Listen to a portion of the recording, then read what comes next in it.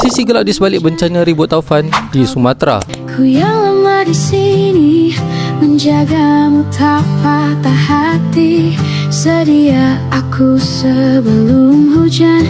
Apa yang kau butuh ku Kita kat Malaysia sekarang mungkin tengah risau tengok banjir yang berlaku di pantai timur. Tapi sebenarnya jiran kita di Pulau Sumatera, Indonesia tengah hadap benda yang jauh lebih ngeri dan menakutkan. Disebabkan hentaman ribut yang dikenali sebagai siklon Senyar, data terkini tunjuk lebih 303 orang dah meninggal dunia di Sumatera. Dan angka ni terus bertambah sementara beratus orang lagi masih hilang. Beza sangat dengan kita, walaupun kat Malaysia lebih 20,000 mangsa kena pindah randah, angka kematian kita sangat rendah sebab sistem amaran kita berfungsi dengan baik. Tapi apa yang jadi kat sana bukan setakat air naik je. Diorang kena hentaman dengan galodoh, iaitu banjir lumpur ganas yang bawa turun batu-batu besar dari bukit. Bayangkan Wali Kota atau Datuk Bandar Sibolga sendiri pun hilang sampai 4 hari dalam hutan sebab jalan raya putus terus dan tak boleh dihubungi. Keadaan yang tengah berlaku ni buat rakyat di sana mula rasa marah dan sedih. Ramai rasa macam diabaikan, rasa macam nyawa orang luar Pulau Jawa ni tak penting sangat bagi pemerintah pusat. Bantuan pun lambat datang sebab jalan hancur sampaikan ada tempat-tempat yang terputus hubungan terus dengan dunia luar. Walaupun di Malaysia kita tengah sibuk selamatkan harta benda, pindah-pindahkan barang, kita tetap harus banyakkan bersabar sebab ujian jiran-jiran kita ni lagi berat. Mereka tengah sibuk kebumikan ratusan jenazah. Semoga Tuhan merahmati kita semua. So itulah